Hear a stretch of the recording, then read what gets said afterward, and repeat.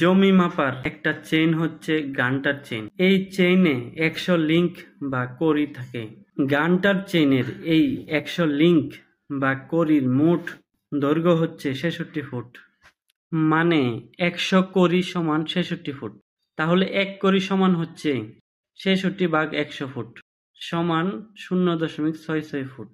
1 কড়ি সমান 0.66 ফুট।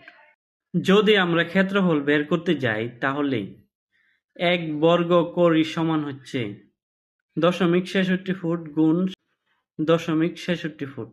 দুইটা গুণ করলে আসে 0.4356 বর্গ ফুট।